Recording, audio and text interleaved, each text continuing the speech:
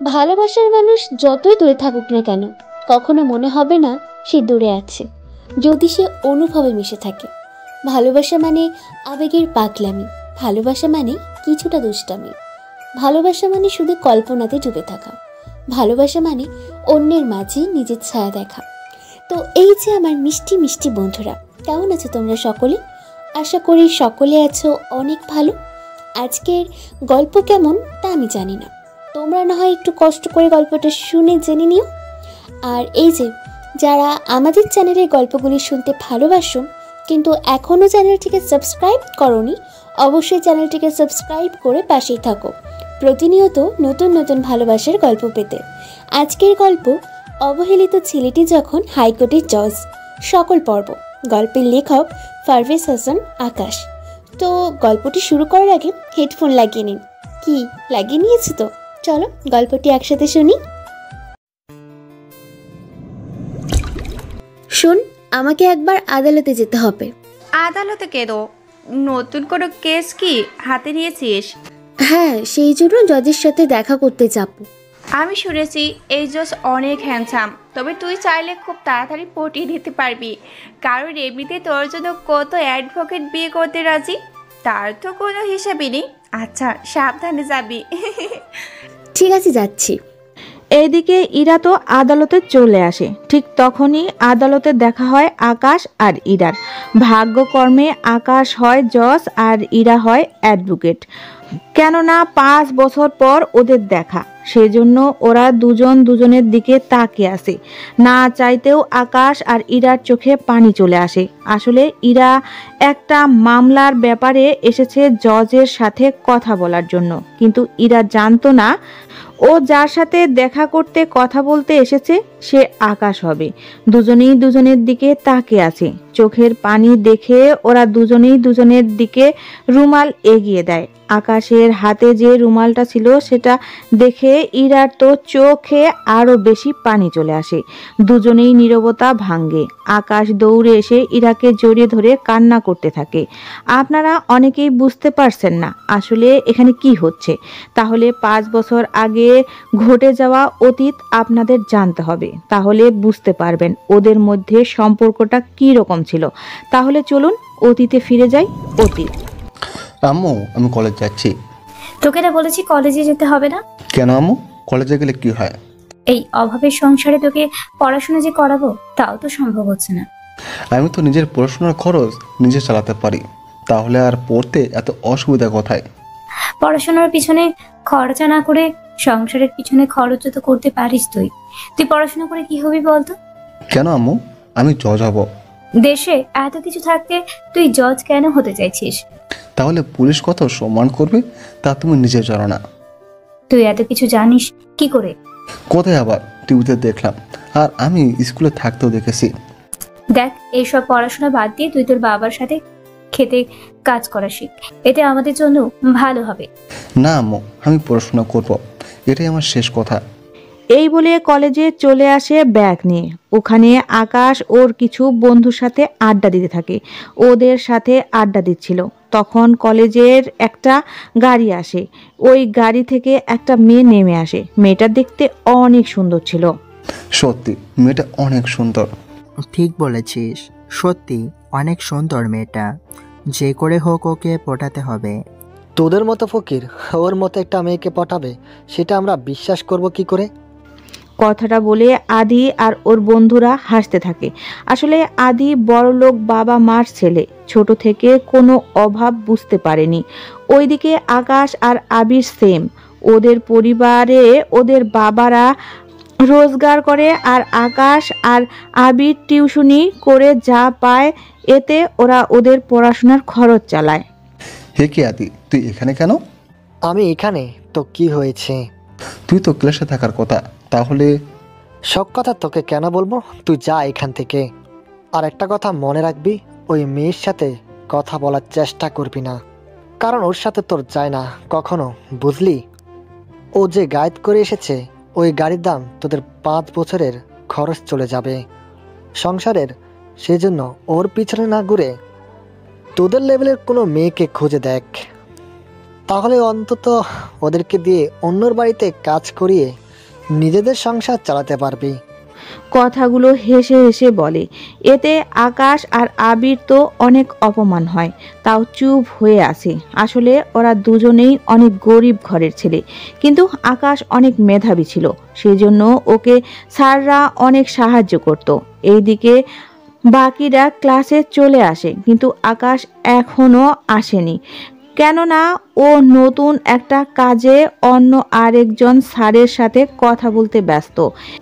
এইদিকে ক্লাসে স্যার আসে। উনি আসার পর তোমাদের সাথে একজনের পরিচয় করিয়ে দেই।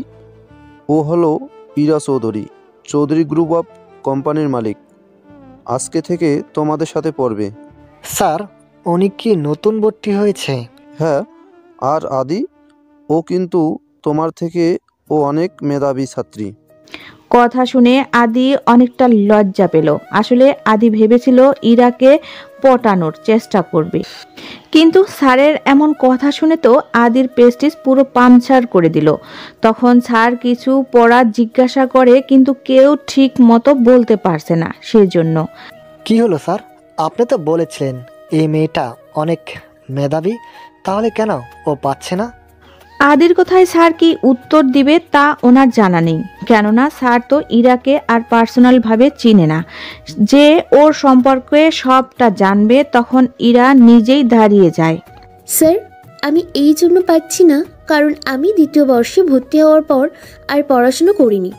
এখন শেষ কয়েক মাস আমি পড়াশুনো করে পাশ করে আমি অ্যাডভোকেট হব, এটাই আমার স্বপ্ন। তাছাড়া আমি কয়েকদিন পড়াশোনা করলে ঠিক হয়ে যাবে সব কিছু। তাহলে তো আর কেউ পারবে না মনে হচ্ছে। ঠিক তখন দরজার সামনে কেউ একজন বলল, স্যার আসবো? দরজায় তাকিয়ে সবাই অবাক না হলেও ইরা অনেক অবাক হয়, কেননা এরকম একটা কলেজে এরকম সাদা সিধে পোশাকে এসেছে, সেজন্য ওকে দেখে অবাক হয়। তখন স্যার বলে, কি ব্যাপার আকাশ, তুমি এখন আসলে? এতক্ষণ কই ছিলে? আমি তো আজাদ স্যারের সাথে কথা বলছিলাম, সেজন্য আমার লেট হয়েছে। আচ্ছা, এবার ক্লাসে এসে বসো, আমি পড়ানো শুরু করছি। এরপর স্যার পড়ানো শুরু করে। এইদিকে ইরার সম্পর্কে আপনারা আস্তে আস্তে জানতে পারবেন, তবে এতটুকু তো জেনেইছেন ইরা কেমন স্বভাবের মেয়ে। এইদিকে আকাশের সাথে আর ইরার তেমন পরিচয় হয়নি, তার উপর ইরা যে ওদেরই ক্লাসে সেটাও তো জানে না। এইদিকে ক্লাস শেষ হলে আকাশ, তুমি আমার সাথে আসো। স্যার কিছু কি হয়েছে? তোমার সাথে আমার কিছু কথা আছে। আকাশ তো স্যারের সাথে কথা বলতে চলে যায়। এইদিকে ইরার সাথে অনেক ছেলে মেয়ে বন্ধুত্ব হয়, কেননা ইরা দেখতে অনেক সুন্দর ছিল। তার উপর বাকিটা নাই বললাম, সেজন্য প্রথম দিনেই ওর অনেক বন্ধু হয়ে গেল। যাদের সাথে বন্ধুত্ব করেছে তারাও মোটামুটি কোটিপতি। ওরা একসাথে ক্যাম্পাসে আড্ডা দিচ্ছে। তখন আদি এসে ওদের ক্যান্টিনে নিয়ে যায়। আজকের বিল আমি দিব, সেই জন্য যার যত ইচ্ছা হয় খেতে পারো। সত্যি নাকি? সত্যি। আজকে হঠাৎ কি মনে করে? আজকে আমাদের মধ্যে একজন স্পেশাল মানুষ আছে, সেই জন্য আজকের ট্রিট আমার পক্ষ থেকে। ওহো, তাহলে এই ব্যাপার। আমরা তো কি ভেবেছিলাম যে আদি হঠাৎ করে আমাদের কেন খাওয়াচ্ছে, তাহলে এই ব্যাপার। আচ্ছা, তোরা কি শুধু কথাই বলবি নাকি খাবার অর্ডার করবি? এরপর শুরু হয় ওদের আড্ডা। এইদিকে আকাশ স্যারের সাথে কথা বলে। তাহলে বুঝেছে তো? জি স্যার, বুঝেছি, কিন্তু ওনারা কি রাজি হবে? যেখানে আমি ওনাদের বলেছি সেখানে আর আপত্তি করবে না। কিন্তু কিন্তু কি? চিন্তা করবেন না, ওনারা যা খুশি হয় দিবে, আমি তাই নেব। ব্যাপারটা তা না, ওরা গরিবদের পছন্দ করে না। বাকিটা তুমি বুঝে নাও, কারণ তোমাকে বোঝানোর প্রয়োজন আমার পড়বে না। বুঝেছি স্যার, আমি চেষ্টা করে যাব। এইদিকে 2 দিন পর আকাশ একটা টিউশনি করাতে যায় ওদের বাসায়। তখন ওনারা আকাশকে মানা করে দেয়, কেননা আকাশের পোশাক আর স্ট্যাটাস ওদের সাথে যায় না, সেজন্য। যার কারণে মন খারাপ করে চলে আসে বাড়িতে। আকাশ, তোর আব্বু 2 দিন কাজে যেতে পারবে না, সেই জন্য তোর আব্বুর হয়ে তুই কাজটা করে নে। ঠিক আছে আম্মু, আমি তাহলে যাচ্ছি। এদিকে কাজ তো করতে চলে যায়, কিন্তু ওখানে কাজ অনেক কষ্টকর, যা করে আকাশ অনেক কষ্ট পায়। সেই জন্য বাসায় চলে আসে। ওকে আসতে দেখে আকাশের আব্বু বলে, কিরে আকাশ, তুই চলে আসলি যে? এই কাজগুলো অনেক কষ্টের, আমি যে আর পারবো না কাজ করতে। কিন্তু কাজ না করলেই তোদের আমি খাওয়াবো কি? তাই বলে এত কাজ করবে? তোর যখন এতই দরদ, তাহলে তুই পড়াশোনা না করে অন্য কাজ শুরু কর, তাহলে তুই পারিস। আব্বু, তুমি কি চাও আমি তোমার মতো এরকম কাজ করি, নাকি পড়াশোনা করে ভালো একটা জব করি? থাক বাবা, তুই পড়াশোনা কর, তারপর যখন তুই চাকরি করবি তখন আমি আরামে থাকবো তোর মাকে নিয়ে। এই তো আমার লক্ষ্মী আব্বু। আর আম্মু, তুমি পচা। আমি তো এখন পচাই হব, সংসার তো এখন আমাকেই সামলাতে হচ্ছে। এইদিকে দেখতে দেখতে দিন কাটতে থাকে। এইদিকে কলেজ তেমন একটা সময়ও দিতে পারে না, সেজন্য অনেক কিছুই আকাশ খেয়াল না করে রাখতে পারে না। একদিন পর যখন কলেজে যায় তখন ইরার গাড়ির সাথে ধাক্কা লাগে। এতে পায়ে একটু ব্যথা পায়, কিন্তু ইরা গাড়ি থেকে নেমে আকাশের গালে একটা থাপ্পড় দিতে যাবে, তনু তখন হাত ধরে ফেলে। কি করছিস তুই? দেখছিস না এই ছোট লোকের সাথে ধাক্কা লেগে আমার কি হয়েছে গাড়ির? ছেলেটা ঠিক আছে কিনা সেটা তো একবার দেখবি। কি দরকার? তাছাড়া তানু, তুই কি ঠিক হবি না কখনো? দেখ, মনুষ্যত্ব বলতে কিছু থাকার কথা। তুই ক্লাসে যা, আমি ওকে ডাক্তার দেখিয়ে আসি। ঠিক আছে, যা, তবে তাড়াতাড়ি আসবি। ইরা তো যায় ক্লাসে। এইদিকে তনুর ব্যবহার অনেক ভালো ইরার তুলনায়, কিন্তু তনু যখন ওকে হসপিটালে নিয়ে যেতে চাইলো তখন লাগবে না, আমি ঠিক আছি। কি বলছো তুমি? তোমার তো অনেকটা লেগে গেছে মনে হচ্ছে। আরে ঠিক আছে, আমি একটা কাজ করি, আমরা কি বন্ধু হতে পারি? সরি, আমার বয়ফ্রেন্ড আছে, সেই জন্য আমি কোনো ছেলের সাথে কথা বা চলতে দেখলে আমার খবর হয়ে যাবে। আমি জানি তোমার বয়ফ্রেন্ড নেই, সেজন্য মিথ্যে বলে কেন? আসলে আমি মিথ্যা বলেছি, তবে এটা সত্যি। আমি ছেলেদের সাথে চলাফেরা করি না। আচ্ছা, তুমি কোন ক্লাসে আর কত নাম্বার রুমে পড়ো? তনু কিছু বলতে যাবে, তার আগেই ইরা চলে আসে ওখানে। কি রে, তুই এখানে এখনো বসে আছিস? কি করব? ওকে বলেছিলাম ডক্টর দেখায়, কিন্তু না করে দিল। তা তুই কেন আসলি এখানে? তোকে খুঁজে পাচ্ছি না বলে যখন একটু বের হলাম তখনই তোকে দেখেছি। আচ্ছা, এখন চল তাহলে ক্লাসে যাই। এইদিকে ওরা তো চলে যায়, অন্যদিকে কলেজে পরীক্ষা চলে আসে আর ওদের পরীক্ষার ফি জমা দিতে হবে। তোমাদের পরীক্ষা ফি জমা দিতে হবে। সবাই একে একে জেনে নেয় কার কত ডলার এসেছে, সবটা জেনে নেয়। এইদিকে আকাশ চলে আসে বাড়িতে। আম্মু, আমার তো সামনে পরীক্ষা। তা আমি কি করব? তোমরা দোয়া করো আমার জন্য, আমি যেন ভালোভাবে পাশ করতে পারি। তারপর আমি আইন বিভাগ নিয়ে পড়াশোনা করব। একবার আমার স্বপ্ন পূরণ করতে পারলে তোমাদের আর কষ্ট করতে হবে না। দোয়া করি, কিন্তু এই অভাবের সংসারে তোকে আমরা পড়াবো কি করে? চিন্তা করো না, আমি তা সামলে নেব। তোমাদের তা নিয়ে ভাবতে হবে না। পড়াশোনার পাশাপাশি আমি কিছু কাজ করব, এতে করে আমাদের সংসার ভালোভাবে চলে যাবে। এদিকে আকাশ এখনো জানে না ইরা আর তনু ওরই ক্লাসে পড়ে। আসলে আকাশ কলেজে তো যায়, কিন্তু ক্লাস করে না, বেশিরভাগ সময় বাকি কাজ করে কলেজের। এইদিকে পরীক্ষা চলে আসে আর আকাশও ভালোভাবে পরীক্ষা দেয়, অনেক ভালো রেজাল্ট করে। এতে ভালো একটা ভার্সিটিতে আকাশ ভর্তি হতে পারে। আর মেধাবী হওয়ার কারণে আকাশের তেমন একটা খরচ করতে হয়নি ডলার। এইদিকে ভার্সিটির প্রথম দিন অনেকটা ভালোভাবে আসে ভার্সিটিতে। আকাশ সিঁড়ি দিয়ে উপরে উঠবে, তখনই সামনে থেকে একটা মেয়ে পা পিছলে পড়ে যায় আকাশের উপরে। এতে ওরা দুজনেই গড়াগড়ি খাচ্ছে সিঁড়ির মধ্যে।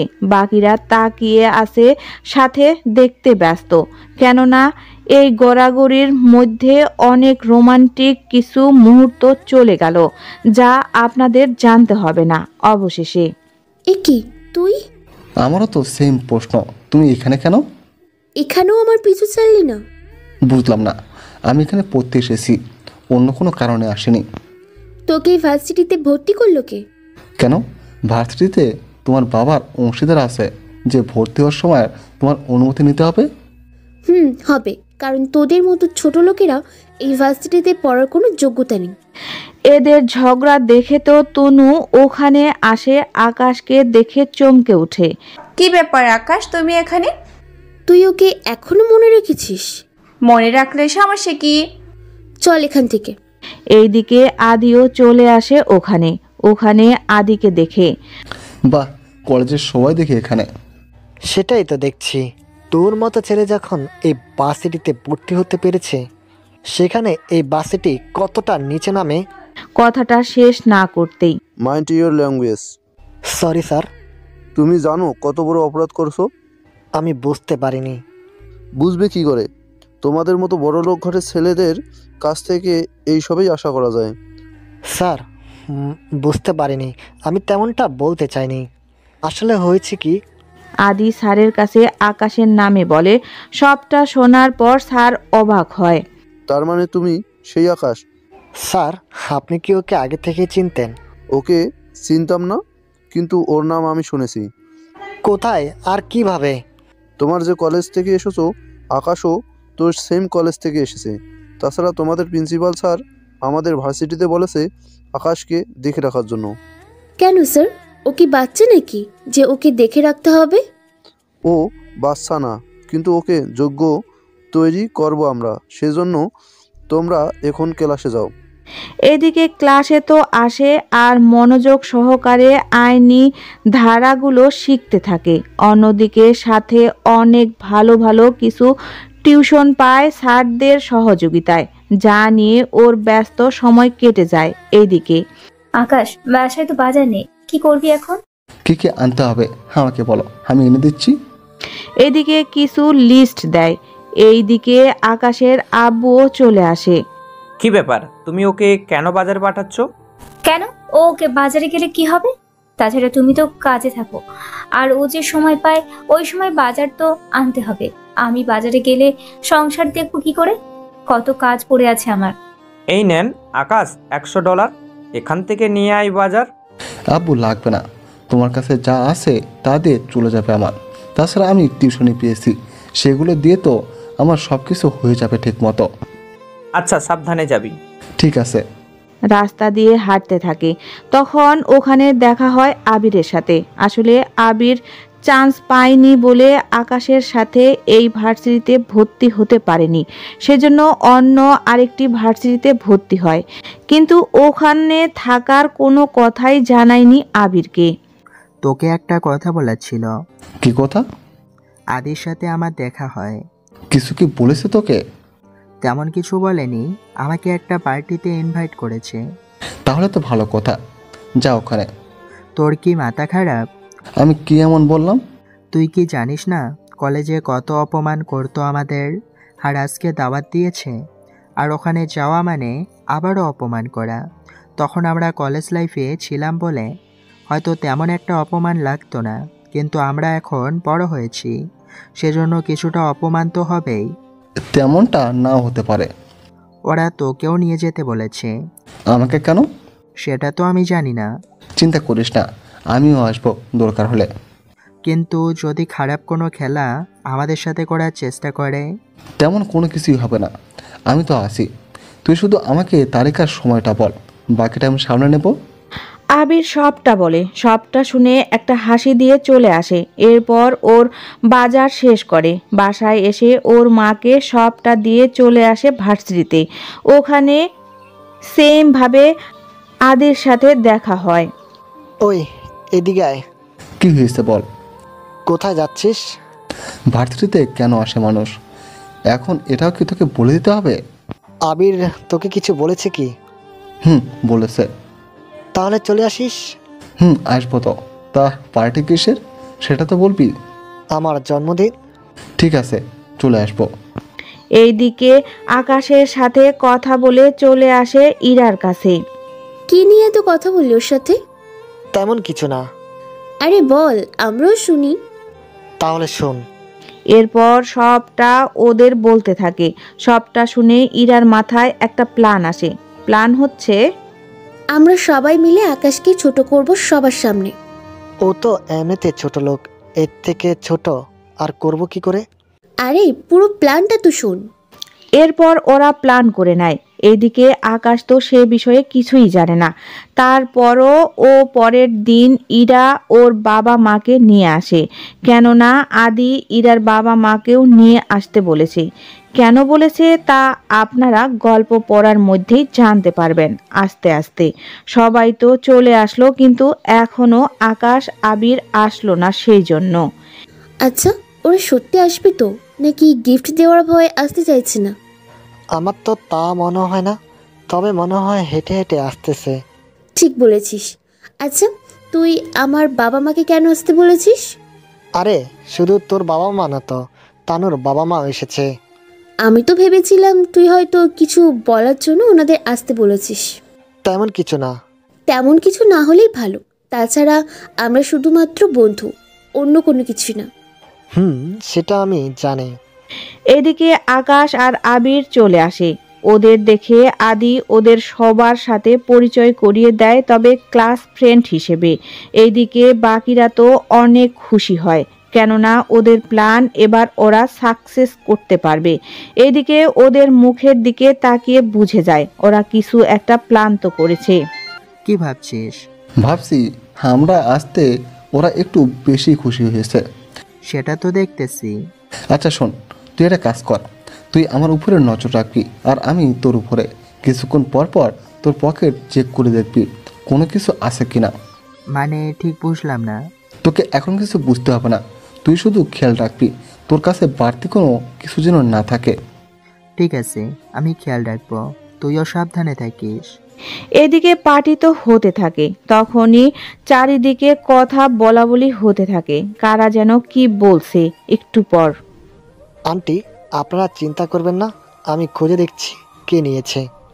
এইদিকে আকাশ আর আবির তো কিছুই বুঝে উঠতে পারছে না কি হচ্ছে এখানে।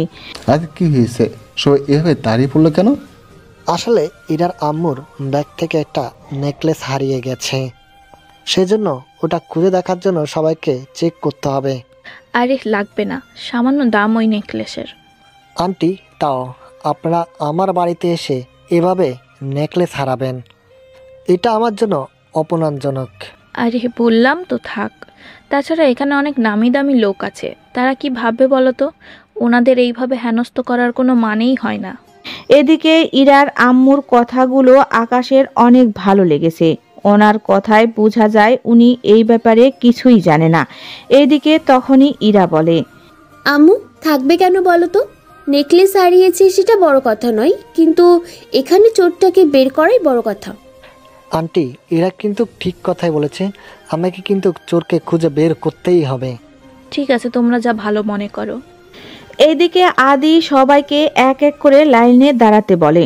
সবাই লাইনে তো দাঁড়ায় যখন চেক করতে যাবে।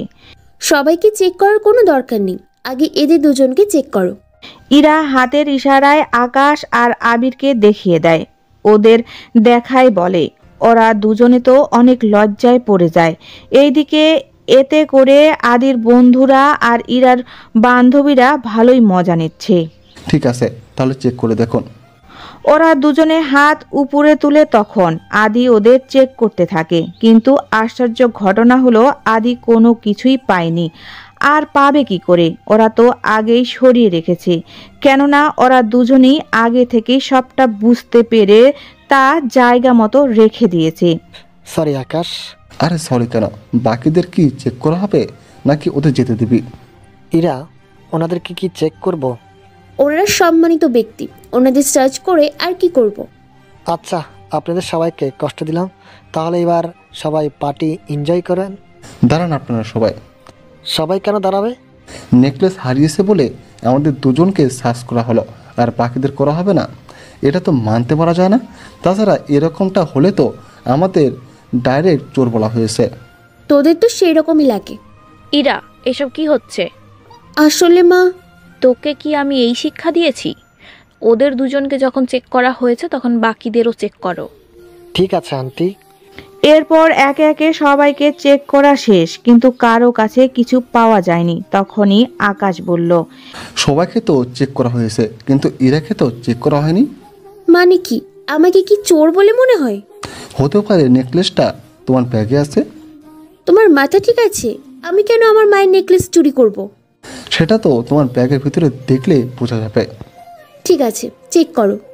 এইদিকে ইরার ব্যাগ চেক করে নেকলেস পায়। তখন সবাই তো অবাক হয়ে তাকিয়ে আছে। আদি তো আরো বেশি অবাক হয়, কেননা নেকলেস তো আকাশের পকেটে থাকার কথা, কিন্তু সেটা ইরার ব্যাগে থাকায় বাকিরা বেশি অবাক হয়। ইরা, এটা তুই চুরি করেছিস? বিশ্বাস করো আম্মু, এটা আমার ব্যাগে কি করে এলো সেটা আমি জানি না। তোর ব্যাগে কি করে এলো সেটাও কি এখন আমাকে বলে দিতে হবে? আমি বলছি আন্টি, কি করে এলো? সে কখন থেকে দেখছি তোমাকে ওরা চোর প্রমাণ করতে চাইছে। আসলে ব্যাপারটা কি বলো তো? তাহলে শুনুন আপনারা সবাই। একে একে বাকিরা কাছে আসে। ওনারা আসার পর আকাশ বলা শুরু করে। আন্টি, আমার নাম আকাশ। বাবা ছোটোখাটো কাজ করে, তা দিয়ে আর আমি কিছু টিউশনি করে, তা দিয়ে চলে যায় আমাদের। তাছাড়া ইরা আর আদির বন্ধুরা মিলে সেই কলেজ লাইফ থেকে শুরু করে ভার্সিটি এখন পর্যন্ত অনেকভাবে আমাকে অপমান করার মতো পরিস্থিতি খুঁজে বের করে। আজকেও সেইমভাবে আমাদের এখানে ডেকে এনে সবার সামনে অপমান করতে চেয়েছিল, কিন্তু তা পারেনি। তারপর কি হয়েছে বলো? এই যে আপনার ব্যাগ থেকে ইরা নেকলেসটা বের করে আমার পকেটে এনে রাখে, আমার সাথে কথা বলার বাহানা দিয়ে। এরপর আবিরকে আমি নজর রাখতে বলি, আর আবির আমাকে জানায়। তারপর আমি কোনো না কোনোভাবে সেটা আবার ইরার ব্যাগে রেখে দিই। কীভাবে রাখি সেটা না হয় সিক্রেট থাকুক। তারপর ইরা আপনার কাছে নেকলেস চায়, আর আপনি ব্যাগ চেক করে তা না পেয়ে জানান। এরপরের ঘটনা তো আপনারা সবাই দেখলেন।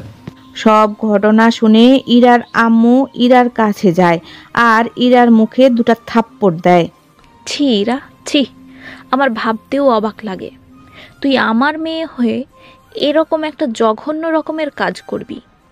কথাটা বলে ইরার আম্মু চলে যেতে চাইলে ইরার আব্বু ওনাকে নিয়ে চলে যায়। ওনারা যাওয়ার পরে ইরা আর আদি এতটাই অপমান হয় যা বলার বাহিরে। এইদিকে ইরা অনেক অপমান হয়ে চলে যায় ওখান থেকে।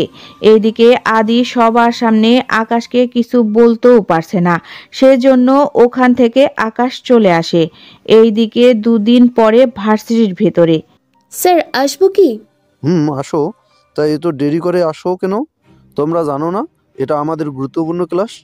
এরকমটা আর হবে না। তোমাদের যে কারণে ডাকছি, 2 মাস পর তোমাদের পরীক্ষা।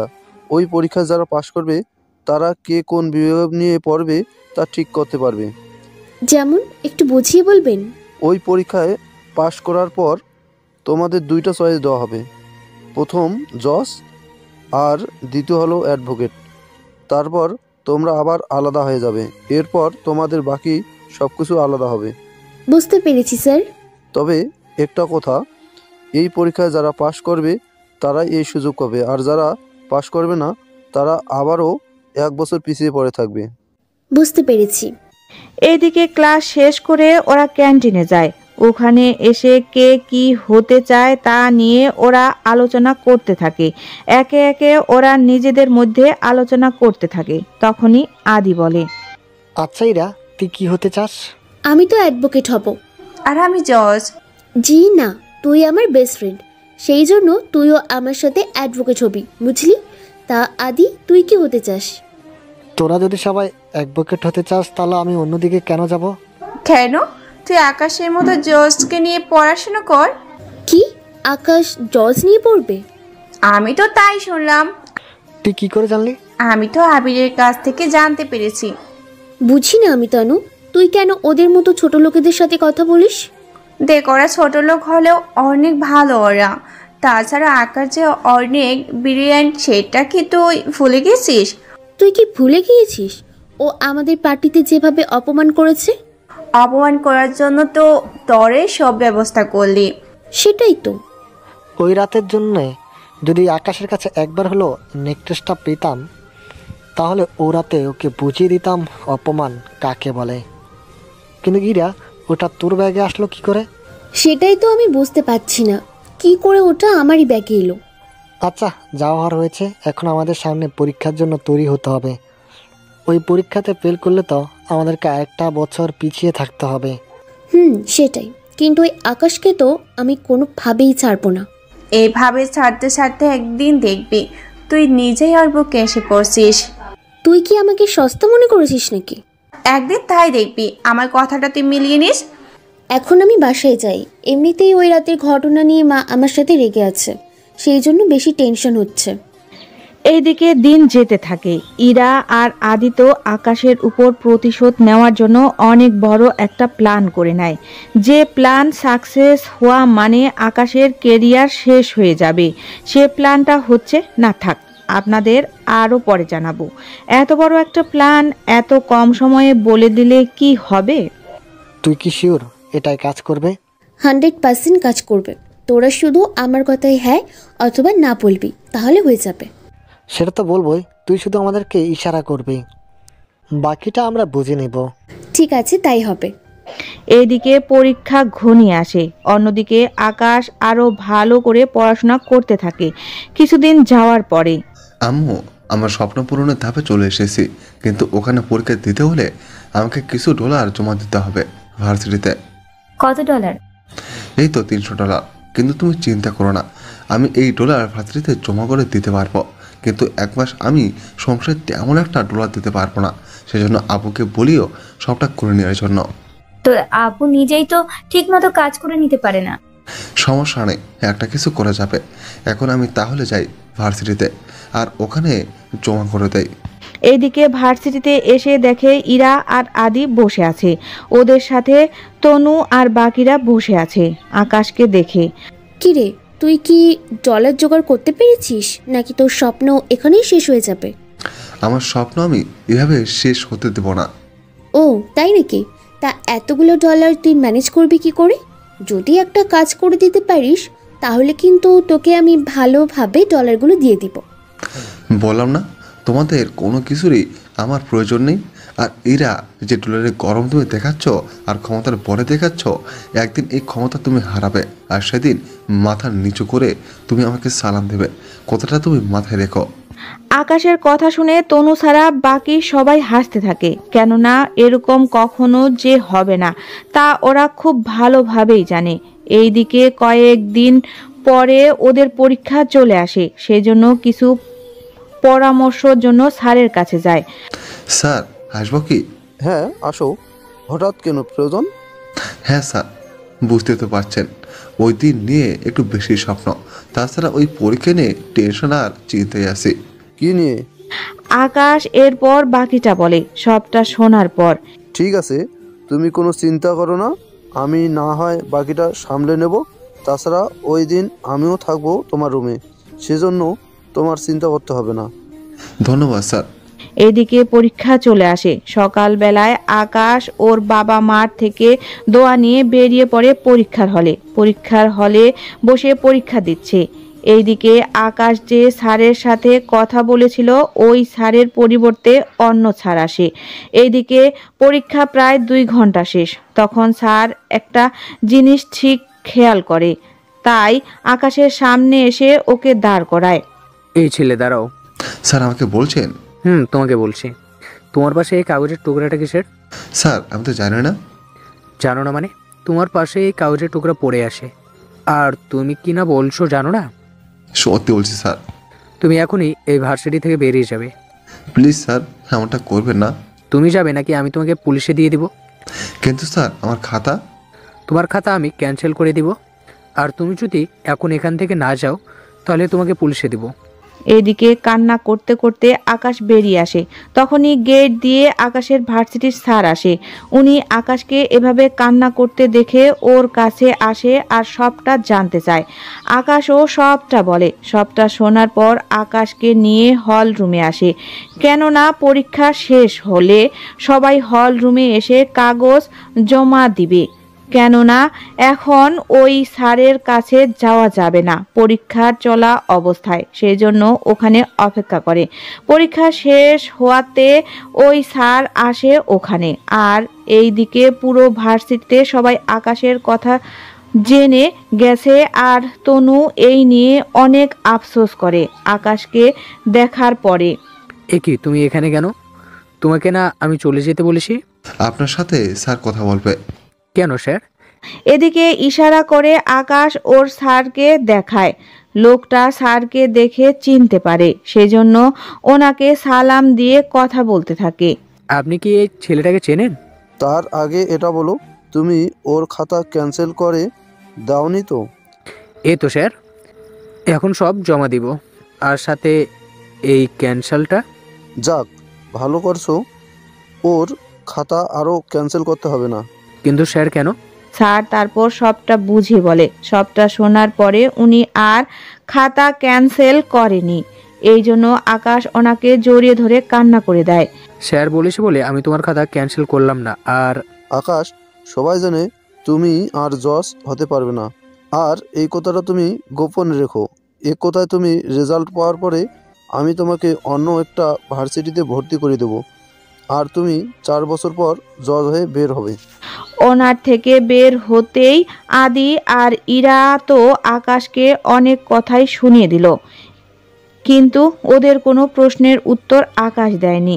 সেজন্য গেট দিয়ে বের হবে তখনই কয়েকটা ছেলে আসে ইরাকে মারার জন্য। তবে ওরা কেন এসেছে তা কেউ জানে না। ওরা গাড়ি থেকে নেমে ইরার সামনে এসে দাঁড়ায়, তবে ইরা মোটেও ভয় পায়নি। তোমরা কারা? তা কি তোকে বলতে হবে? আশ্চর্য, আমার সামনে দাঁড়িয়ে আছেন, তাহলে বলবেন কাকে? আমরা এসেছি তোকে তুলে নিয়ে যেতে। এই, তোদের মাথা কি ঠিক আছে? তোরা জানিস আমি কে, আমি কি করতে পারি? তুই যেই হোস না কেন, তোকে আমরা নিয়ে যাব, তখন দেখা যাবে তুই কি কি করতে পারিস। এই বলে ছেলেগুলো এগিয়ে আসে, কিন্তু আদি ওখানে ছিল না। কেন ছিল না তা আপনারা জানতে পারবেন অনেক পরে। এইদিকে আকাশ এগিয়ে এসে ওই ছেলেগুলোকে মারতে থাকে, এতে ওরাও মার খায়, সাথে আকাশও খায়, একটু আকটু খায়। কিন্তু ইরা তখনও দাঁড়িয়ে আছে আর দেখছে সব কিছু। মারামারি করার কারণে আকাশের মাথায় কিছুটা ফেটে রক্ত বের হচ্ছে, তা দেখে ইরা এতটাই মায়া হলো আকাশকে এসে জড়িয়ে ধরে। আর তখনই ওদের মধ্যে একটা ছেলে ইরার পেটে ছুরি ঢুকাতে আসে, তখন আকাশ সামনে আসাতে আকাশের পেটে ছুরি ঢুকিয়ে দেয়। তখনই আকাশ!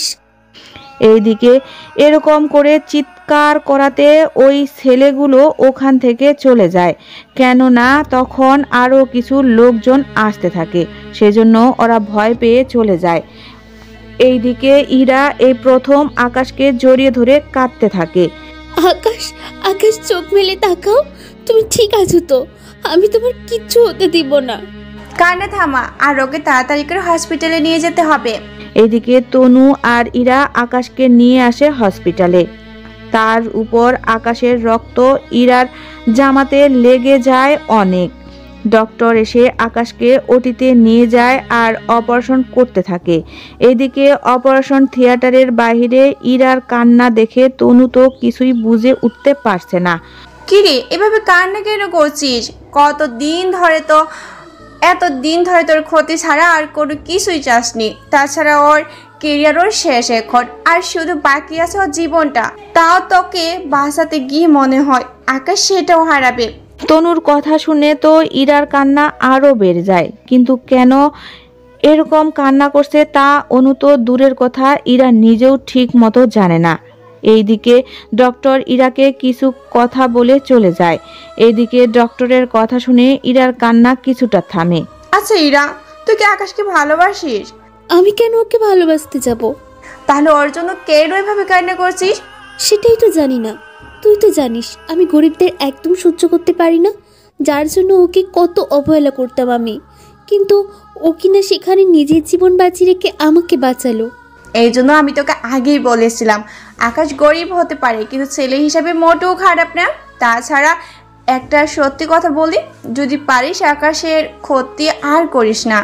না, আমি আর আকাশের কোনো ক্ষতি করব না, উল্টো যদি পারি ওকে আমি সাহায্য করে যাব। কিছুক্ষণ পরে ডক্টর এসে সবটা জানিয়ে চলে যায়। 2 দিন পর আকাশের জ্ঞান ফিরে তাকিয়ে দেখে ইরা ওর হাত ধরে ঘুমিয়ে আছে। আসলে এই কয়েকদিন ইরা ঠিক মতো বাসায় যায়নি। তনু ওর জন্য সব কিছু নিয়ে আসতো এখানে। কি তুমি এখানে থাকলে কি সমস্যা?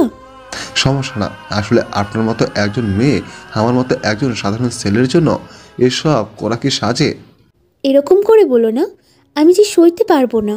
দেখুন, এত বছর ধরে যা করে আসছেন তা কি ভুলে যাওয়ার জন্য বলছেন? প্লিজ এরকম করে বলো না, আমি যে নিতে পারছি না। তাহলে ভেবে দেখুন আমি এতগুলো বছর কিভাবে কাটিয়েছি। তুমি যদি বলো আমি এখান থেকে চলে যাব, তোমার লাইফ থেকেও। সেটাই করো। যাওয়ার আগে একটা রিকোয়েস্ট করব, তা কি রাখবে? কি রিকোয়েস্ট শুনি? তোমাকে শেষবারের মতো জড়িয়ে ধরবো। এটা আবার কেমন রিকোয়েস্ট? তুমি হ্যাঁ বলেছিলে। ঠিক আছে, তবে এরপর আর আমার সামনে আসবেন না, বলে দিলাম। তাই হবে। ইরা আকাশকে জড়িয়ে ধরে কয়েক ফোঁটা চোখের পানি ফেলে দেয় আর পানি মুছে ওখান থেকে বের হয়ে যাওয়ার সময় তনুর সাথে দেখা। তনুর সাথে কথা না বলে ওখান থেকে চলে আসে।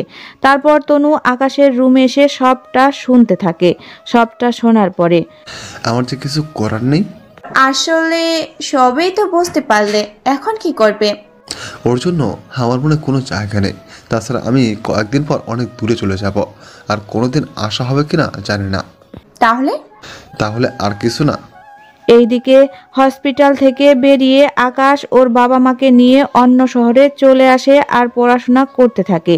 এই 4 বছরে আকাশের সাথে ইরার কোনো যোগাযোগ নেই, আর না তনুর সাথে। তবে তনু আর ইরা একই ভার্সিটিতে পড়ে।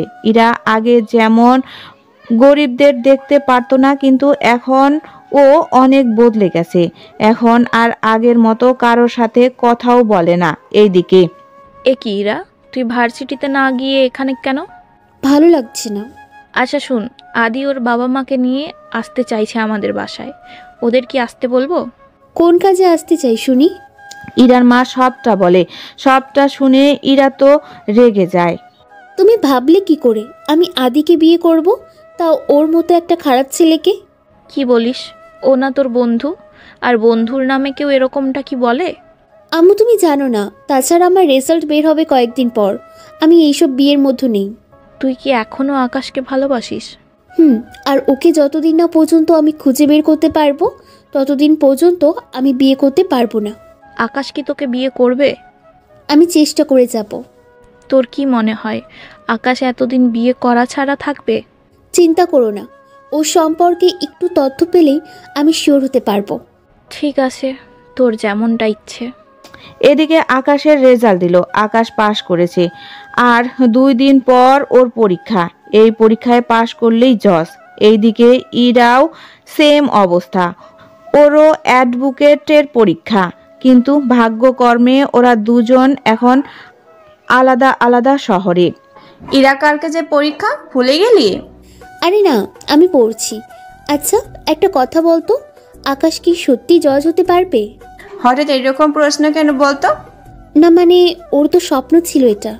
কিন্তু ওই দিন পরীক্ষা রুমে ওর সাথে কি কি ঘটেছিল তোর কি মনে নেই? সেটা তো আছে, কিন্তু আমার মন যে মানছে না। ও যে করে হোক জজ তো হবেই, আর তখনই আমি ওর খোঁজ পাবো। সেই জন্য আমাকে আগে অ্যাডভোকেট হতে হবে, তাহলে ওর খোঁজ নিতে সুবিধা হবে। ঠিক আছে, এখন পরীক্ষা দিতে যাই। এদিকে ওরাও পরীক্ষা দেয় আর আকাশও পরীক্ষা দেয়। 1 মাস পর ইরা অ্যাডভোকেট হয় আর আকাশ জজ। ওদের অতীত আপাতত এখানেই শেষ করে দিলাম। এখন চলুন আমরা বর্তমানে কি হচ্ছে তা খেয়াল করি। যারা আগের গল্প ভুলে গেলেন তাহলে তারা আবার প্রথম থেকেই শুনতে শুরু করুন, তাহলে বুঝবেন। আর যাদের মনে আছে তাদের শুনতে হবে না। চলুন বর্তমানে ফিরে যাই। কেমন আছো তুমি? এই তো আলহামদুলিল্লাহ ভালো আছি। তা আপনি কেমন আছেন? তুমি করে কথা বলো। ভুলে যাবেন না, এটা আমার অফিস, আর অফিসে আমি জজ আর আপনি অ্যাডভোকেট। ধমক শুনে ইরা তো কেঁদে দেওয়ার মতো অবস্থা। চোখের পানি মুছে নিন, নয়তো আপনার হাজবেন্ড আবার অন্য কিছু মনে করবে। মাথার কি তারগুলো ছিঁড়ে গেল নাকি? আমার হাজবেন্ড আসবে কই থেকে? কি ভাবছেন এরকম করে? না মানে আপনার বউ কি জানে আপনি এরকম রাগী? এটা আমার পার্সোনাল, সেটা আপনি জেনে কি করবেন? তা আমাকে যে প্রশ্নটা করলেন সেটা কি পাবলিক ছিল? আমি তা বুঝতে চাইনি। আমিও তা বলতে চাইনি। তাহলে যা বলার জন্য এসেছেন তা বলেন। আমি তোমাকে ভালোবাসি আকাশ। আমি তো তোমাকে কি বললে? কই কিছু না তো। আমি তো স্পষ্ট শুনতে পেলাম। সবটা যখন শুনতেই পেরেছো তাহলে দ্বিতীয়বার আর জিজ্ঞেস করছো কেন? কথাটা শুনতে কি ভালো লাগছিল? চিনা, আপনার হাজবেন্ড বাইরে অপেক্ষা করছে, ওনাকে নিয়ে আসুন। আমি তো বিয়েই করিনি, তাহলে হাজবেন্ড আসবে কই থেকে? রকি, তুমি যে বললে। স্যার, ইনি তো এই লোকটির বউ না, ইনি আরেকজনের। আর যে লোকটার বউ এসেছে ওনার এখনো বাইরে। কথাটা শুনে আকাশের মুখে একটু হাসি আসলেও ইরাকে তো বুঝতে দিল না। আগে বলবে তো। তা এখন বলুন, কি সমস্যা হয়েছে? আমার বিয়ে হচ্ছে না। আমি কি বিয়ে দেওয়ার জন্য এখানে কাজ অফিস খুলে বসেছি? আসলে আমি একটা কেসের বিষয়ে একটু কথা বলবো, কিভাবে কি করতে হবে তা নিয়ে। আসলে আমার প্রথম কেস তো, সেই জন্য আমি চাই না এই কেসটা আমি হেরে যাই, সেই জন্য একটু পরামর্শ করতে এলাম। এই প্রথম দেখলাম কোনো অ্যাডভোকেট জজের কাছে এসেছে কেসের ব্যাপারে কথা বলতে। আপনি আপনার বন্ধু যারা আছে অ্যাডভোকেট, তাদের সাথে কথা বলেন। আমার বান্ধবী তানু ছাড়া তো আর কারোর সাথে আমার যোগাযোগ নেই। আদির সম্পর্কে সবকিছু কি জেনে গিয়েছেন নাকি? আদির সম্পর্কে মানে কি জানবো? লাস্ট ভার্সিটির মধ্যে তোমার উপরে যে হামলা হয় তা কি মনে পড়ে? তা তো মনে আছে, কিন্তু এটার সাথে আদির সম্পর্ক কি? আছে সম্পর্ক। যেমন? মনে পড়ে ওই কথাগুলো যখন আদি পরীক্ষা শুরু হওয়ার 5 দিন আগে তোমাকে একটা প্রস্তাব দিয়েছিল? হ্যাঁ, আমি তো ওর প্রস্তাব রাখিনি সেই দিন। হ্যাঁ, আর ওই প্রস্তাব রাখনি বলেই আদি তোমাকে তুলে নিয়ে গিয়ে। তাহলে কি ওইসব আদির প্ল্যান ছিল আমাকে মেরে ফেলার? হ্যাঁ, সবই ছিল আদির প্ল্যান। ও তোমাকে চেয়েছিল তুলে নিয়ে এসে তোমার সাথে। কিন্তু তুমি এত কিছু জানো কি করে? আদি ওয়াশরুমে কাউকে কল দিয়ে বলেছিল, আমি তখন সবাই শুনেছি, কিন্তু তোমাদের রুম আলাদা হওয়াতে ওখানে যেতে পারেনি, তাই আমি অপেক্ষায় ছিলাম, কিন্তু সেটাই হলো। তাহলে পরীক্ষা শেষ হওয়ার পর বলতে? তোমার কি মনে হয় আমি এসব কথা যদি তোমাকে বলতাম তাহলে তুমি বিশ্বাস করতে? উল্টে তখন হাতি নিজে ওদের কল দিয়ে মানা করে দিত না আসার জন্য, আর ওরা না আসলে আমি মিথ্যে প্রমাণিত হতাম। সবই তো বোঝো, আমার জায়গায় তখন তুমি থাকলে তুমি নিজেও তো সেম বুঝতে। কিন্তু এজন্য আমি কিছু বলিনি। তা আদির সাথে আর যোগাযোগ হয়েছে? পরীক্ষার পর 1 মাস যোগাযোগ ছিল, এরপর আমি ওর সাথে যোগাযোগ রাখিনি। কেন, কি হয়েছে? ও আমাকে নিয়ে বাইরে কোথাও ঘোরার জন্য বলেছিল, আমি তখনই বুঝেছিলাম ওর মনে অন্য কিছু ছিল, সেই জন্য ওকে আমি মানা করে দিয়েছি। এরপর থেকে ওর সাথে আর কোনো যোগাযোগ রাখিনি আমি। বুঝতে পেরেছি। তা এবার বাকি কাজ শুরু করি। বাকি কাজ মানে?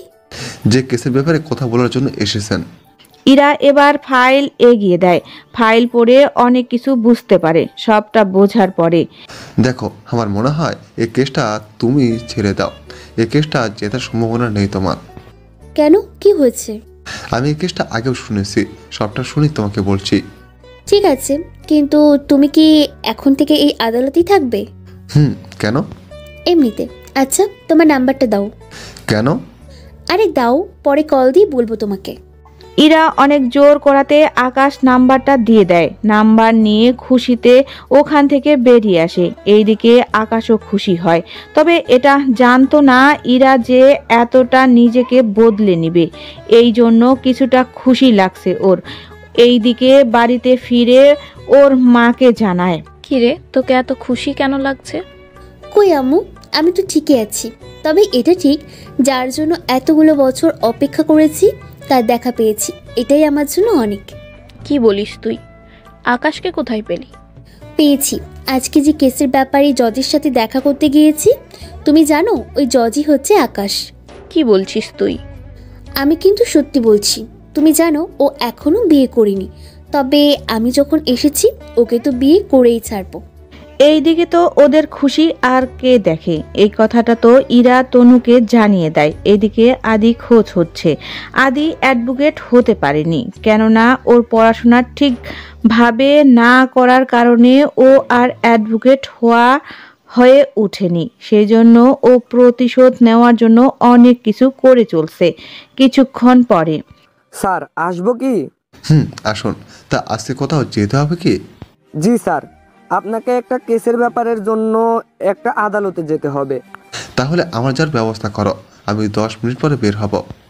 এইদিকে 10 মিনিট পর অন্য আরেকটা আদালতে আসে। ওখানে এসে বসে পরে জজ সাহেব চেয়ারে, আর আকাশের দুই পাশে আর একজন করে। মোটা দুইজন বসে আছে। আসলে আকাশকে এই কারণে আনা যেন কেসের রায় ন্যায় পক্ষে যায়, সেই জন্য ওরা বসে আছে। একটু পরই কাজ শুরু হয়। এক এক উকিল এক এক রকমের কথা বলতে থাকে, তা শুনে বুঝে উঠতে পারছে না, সেজন্য ওদের সবটা শুনে। এটা হচ্ছে একটা রেপ কেস, সেজন্য এখানে দোষী কে সেটা খুঁজে বের করতে হবে, কেননা এই কেস খুবই ক্রিটিক্যাল। সেই জন্য সবটা শোনার পরে এই কোর্ট 1 ঘন্টার জন্য মুলতবি ঘোষণা করা হলো। আপনারা দুজনেই আমার সাথে আসুন, আর ওনাদের পক্ষে 2 জন আসবেন। এই কথা বাকিরা একটু মন্তব্য পোষণ করাতে আকাশ অনেক রেগে যায়। যদি আমার রায় শুনতে চান তাহলে আমি যা বলবো তাই হবে, নয়তো আমি এখান থেকে চলে যাচ্ছি। ঠিক আছে স্যার, আপনি যে বলবেন সেভাবেই হবে। তাহলে যারা আসবেন 2 মিনিটের মধ্যে আসেন। এরপর আকাশের কথার উপর বাকি 2 জজ আর কথা বলার সাহস পায়নি, কেননা ওনারাও আলাদা 2 আদালত থেকে এসেছে। কিন্তু আকাশ যে আদালতে থাকে ওটা এই দেশের সবচেয়ে বড় আদালত, সেই জন্য বাকিদের তুলনায় আকাশের পাওয়ার অনেক বেশি। সেই জন্য ওদের সাথে কথা বলতে থাকে। একটা জায়গায় গিয়ে বুঝতে পেরেছে এখানে ওদের কারোই দোষ নেই, মূলত ওদের কিছু সমস্যার কারণে এই সমস্যাটা হয়েছে। সেই জন্য ওদের একটা কাগজ এগিয়ে দেয়। এটা কিসের কাগজ? তোমাদের বিয়ের কাগজপত্র। কিন্তু আমি তো এই মেয়েকে বিয়ে করতে পারবো না। এই মেয়ে, তোমার কোনো আপত্তি নেই তো? আমি তো এই লম্পটকে বিয়ে করব না। তাহলে আমি নাই এই ছেলেকে শাস্তি দিতে পারবো, আর নাই তোমাকে ন্যায় দিতে পারবো। কেন স্যার? ও তো আমাকে রেপ করেছে। তোমাদের 3 বছরের রিলেশন ছিল, তাই তো? কেন স্যার? ছেলেটা তোমাকে রিলেশনে থাকা অবস্থায় তোমার সাথে শারীরিক সম্পর্ক করেছে, আর যখন সে তোমাকে পেয়ে যায় তখন তোমাকে ছেড়ে দেয়, আর এরপরে তোমার পেটে বাচ্চা আসে। এখন তোমরা হয়তো বিয়ে করবে, নয়তো আমি তোমাদের দুজনকে 3 বছর করে জেল দেব। কিন্তু স্যার, এটা তো আইনের বাইরে। তোমরা যা করেছো সেটা কি আইনের ভিতরে পড়ে? কিন্তু স্যার। কোনো কিন্তু নয়। আমার প্রস্তাবে রাজি থাকলে দুজনে এখানে সাইন করে বাড়িতে ফিরতে পারবে, তা না হলে তোমাদের দুজনকে যেতে হবে জেলে। এবার চয়েস তোমাদের হাতে। এইদিকে ওনারা তেমন কিছু বুঝতে পারছে না, সেজন্য কিছুক্ষণ ভেবে নেওয়ার পরে ওরা সাইন করে দেয়। এরপর ওদের কাঠগড়ায় দাঁড় করানো হয়, আর আকাশ ওর নিজের রায় বলে দেয়। এতে কারো আর কোনো অসুবিধা থাকে না। পরের দিন ইরা কল দেয়। কি করছো? এই তো বাসায় ঘুমাচ্ছিলাম। এত বেলা পর্যন্ত ঘুমাও? এই কথা বলা তুমি কে? আমি ইরা বলছি। তুমি কি আমার নাম্বারটাও চিনতে পারছো না? সবেমাত্র আজকে কল দিলে, তাহলে চিনব কি করে? আচ্ছা হয়েছে, বাইরে দেখা করতে পারবে কি? আমি তোমার মতো আজাইরে না, আমার কাজ থাকে। তাও ঠিক। তা ওই কেসের কি হলো? কোন কেসের? যে কেসটা নিয়ে তোমার সাথে দেখা করার জন্য এসেছিলাম। ওদের তো বিয়ে দিয়ে দিয়েছি। সেটা কি করে সম্ভব? ওরা তো বিয়েই করবে না বলেছিল। তোমার কাছে সম্ভব না হলেও আমার কাছে সেটা সম্ভব, তাই আর কথা বলবে না। আমি এখন ফ্রেশ হব।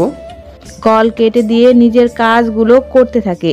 এদিকে আকাশকে বিয়ে দেওয়ার জন্য ওর মা তো সারাক্ষণ চেঁচিয়ে যাচ্ছে। ও, তুই কবে বিয়ে করবি? সময় যখন হবে। সে সময়টা কবে হবে? তা আমি কি করে বলবো? আমার তো মনে হচ্ছে নাতি নাতনির মুখও দেখে যেতে পারবো না। কে বলেছে তোমাদের এই কথা? কেউ বলেনি। আগামী মাস থেকে তোর জন্য আমরা মেয়ে দেখা শুরু করব। যদি তোর কোনো পছন্দ থাকে তাহলে আমাদের বলতে পারিস। তোমাদের যা খুশি করো। এই বলে বেরিয়ে পড়ে। এইদিকে নিচে পুলিশ দাঁড়িয়ে আছে। আসলে আকাশের বাড়িতে 5 জন পুলিশকে পাহারা দেওয়ার জন্য রেখেছে। ওদের কাজ হলো আকাশের বাড়িটা পাহারা দেওয়া। এইদিকে স্যার, একটা কথা বলবো কি? কি কথা? স্যার, আমাদের এইখানে একটা মাস্তান আছে, ওকে যে পুলিশ গ্রেফতার করতে যায় ওকেই মেরে ফেলে। তাহলে একা যাওয়ার কি দরকার? সাথে আর কিছু ফোর্স দিয়ে যান। গিয়েছিল, কিন্তু তাতেও কোনো কাজ হয়নি। কিন্তু এখানে আমি কি করব? আপনি যদি ওকে এনকাউন্টার করার অনুমতি দেন তাহলে অনেক ভালো হয়। আচ্ছা, আগে ওর ফাইল আমাকে দাও, তারপর আমি সবটা পড়ে দেখব। ঠিক আছে স্যার, আমি তাহলে কালকে ওর সম্পর্কে সব ফাইল নিয়ে আসব। এইদিকে ফাইলগুলো জমা করতে থাকে, অন্যদিকে আকাশ ওর মতো কাজ করতে থাকে। কিছুক্ষণ পরে এই নিন স্যার, এই ফাইলে সবটা লেখা আছে ওর সম্পর্কে।